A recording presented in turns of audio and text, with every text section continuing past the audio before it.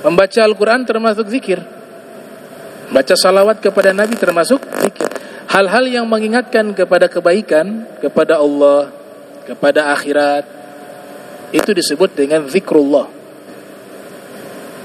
Bahkan dikatakan,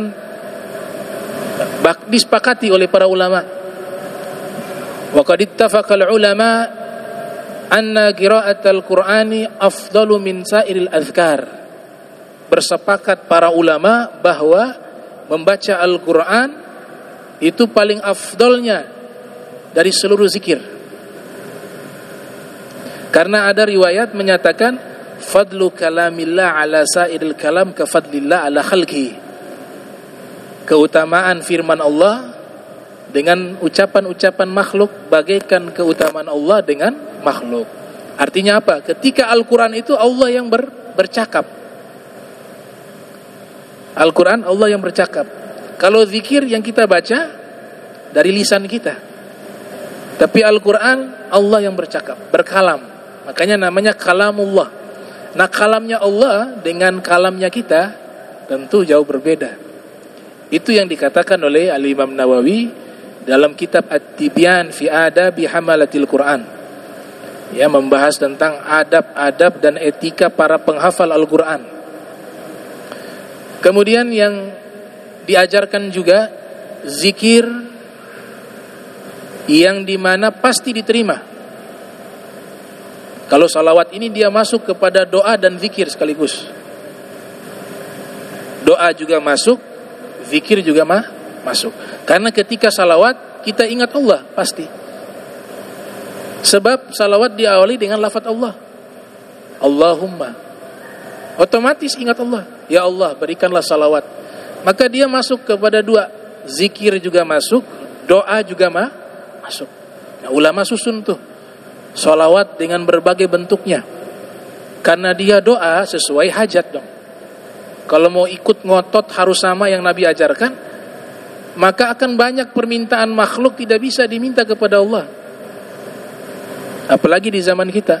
Maka ulama susun ada salawat tib, ada salawat anwar, ada salawat bushro, ada salawat an-nariyah, ya macam-macam, salawat al-fatih. Karena setiap salawat itu adalah doa, dan setiap doa sesuai dengan kebutuhan.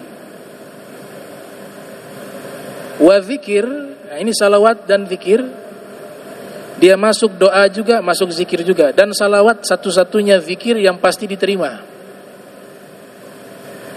Yang pasti diterima. Adim salata ala Nabi Muhammadin faqabuluha hatman min ghairi taraddudin.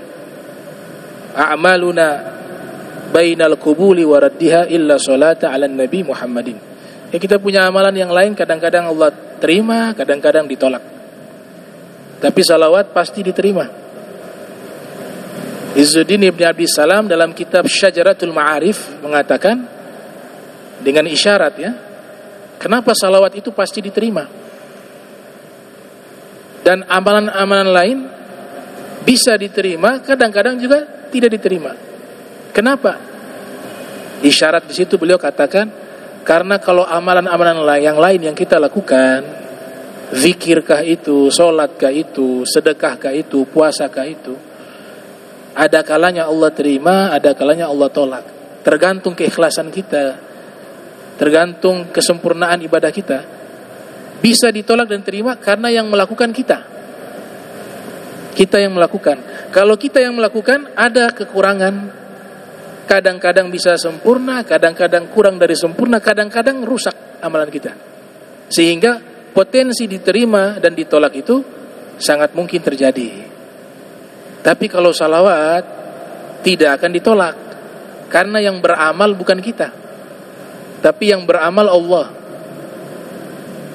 Jadi bagaimana Allah yang beramal kok bisa ditolak? Tidak mungkin.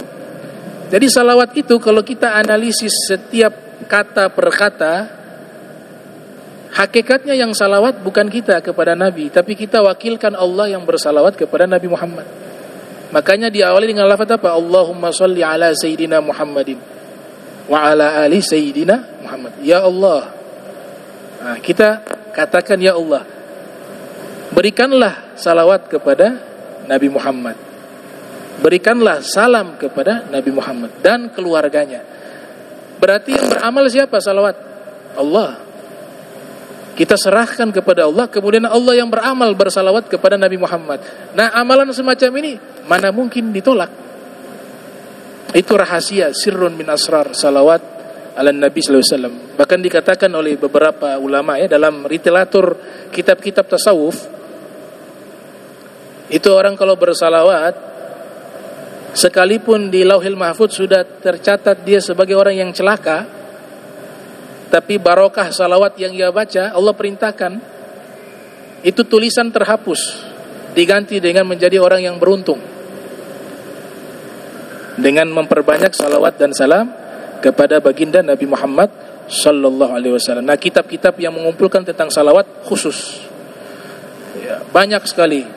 Ada kitabnya Ibnul Qayyim, Jala'ul Afham fi Fadli Salati ala Khairil Anam, yang lahir 691, wafat 751 Hijriah. Ada kitabnya Syekh Yusuf An-Nabhani, Sa'adatud Darain fi Salati ala Sayyidil Kaunain. Dan masih banyak kitab-kitab khusus yang membahas tentang salawat dan salam kepada baginda Rasul sallallahu alaihi wasallam. Nah, insyaallah kita lanjutkan lagi di pertemuan berikut. Pertemuan berikut kita masuk ke bab kunut di salat subuh.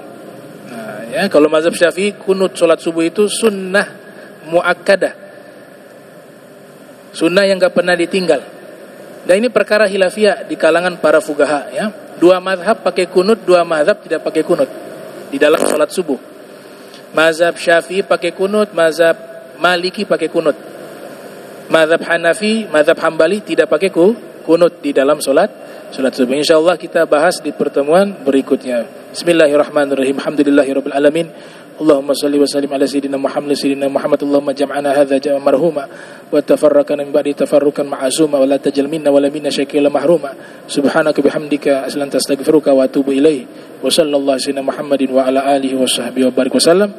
Wa lafu minkum wassalamu alaikum warahmatullahi wabarakatuh.